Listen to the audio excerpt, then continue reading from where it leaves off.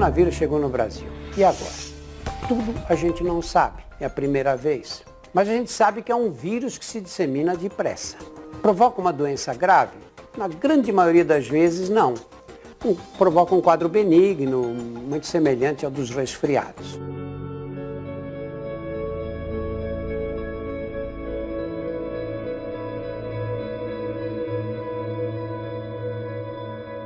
Mas existe uma pequena porcentagem de pessoas que vão ter complicações pulmonares. Quem são elas? São os mais velhos, os que têm mais de 70, 80 anos. Os que têm doenças crônicas, pressão alta descontrolada, diabetes descompensado, insuficiência cardíaca, renal, doenças que comprometem o funcionamento do sistema imunológico, e os fumantes, porque o cigarro desgraça os pulmões.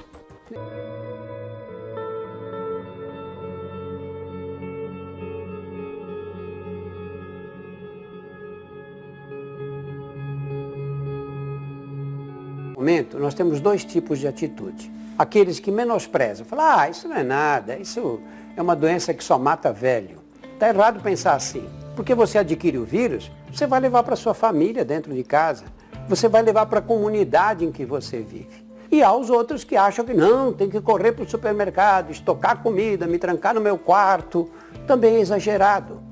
Como é que a gente sabe o que deve fazer? Vamos seguir a orientação do Ministério da Saúde, que até aqui tem se comportado muito bem.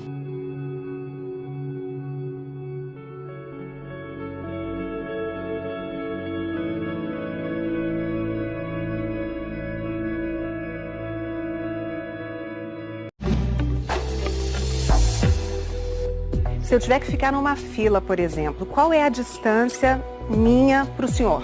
A distância segura a gente tem sempre colocado que é 1,5 m a 2 metros. Então a gente está perto aqui, né? Tem que manter um pouco mais de distância. É quando a gente fala, até quando tosse, espirra, né? A gente, essas gotículas que saem da boca da gente, elas caminham até esse 1 metro, 2 metros. Depois elas se depositam, elas são pesadas.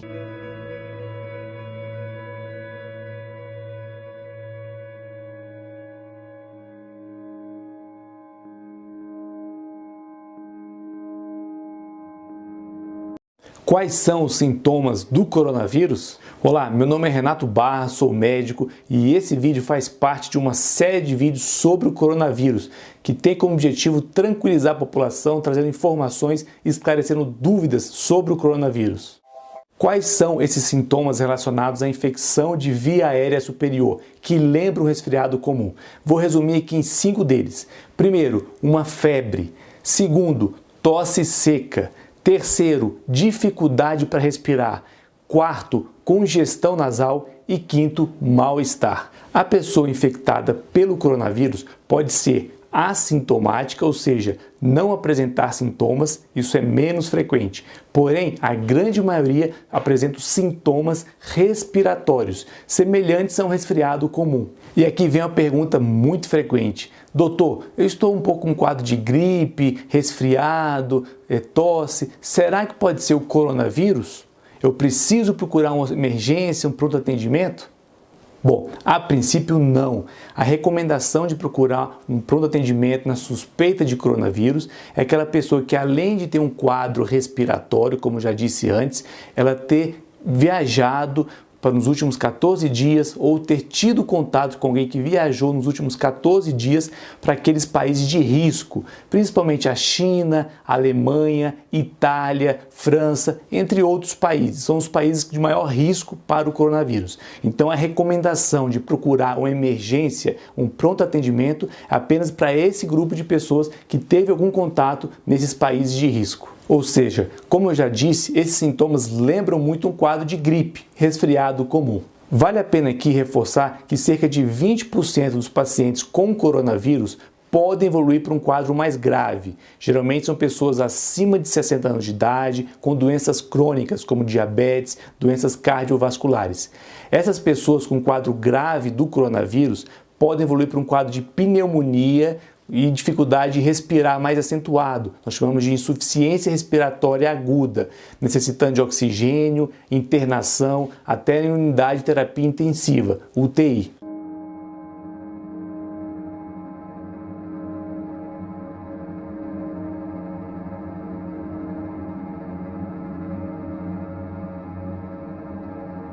Quem tiver uma doença assim, leve, parecida com um resfriado, a pior coisa que pode fazer é correr para o pronto-socorro.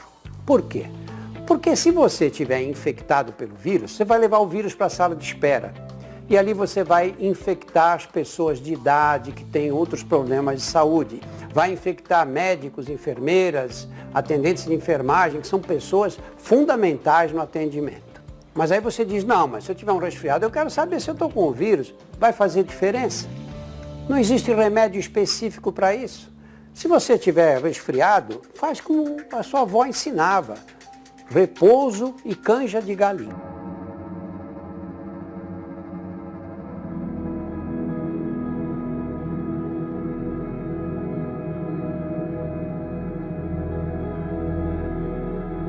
Como é que eu sei qual é o momento de correr para o hospital? Falta de ar. Se o seu fôlego ficar curto, se quando você anda, você fica ofegante, aí você tem que ser avaliado por um médico e eventualmente até internado. O número de pessoas que chega não pode ser muito grande, porque o sistema de saúde não dá conta. O sistema de saúde nenhum do mundo dá conta. Por isso é que nós temos que retardar a disseminação da epidemia.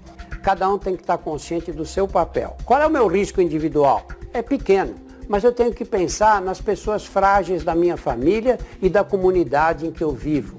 Essa epidemia vai passar. Se cada um fizer a sua parte, vai passar mais depressa. Egoísmo nesta hora não vai dar certo.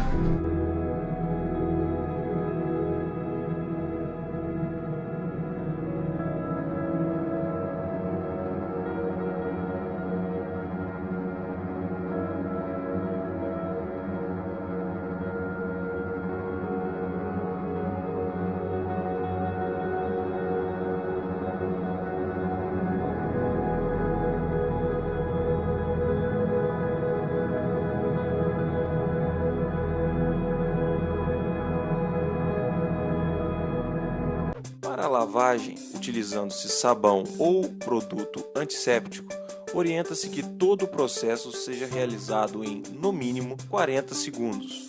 Uma ordem possível para facilitar a organização do processo é a divisão em 11 passos.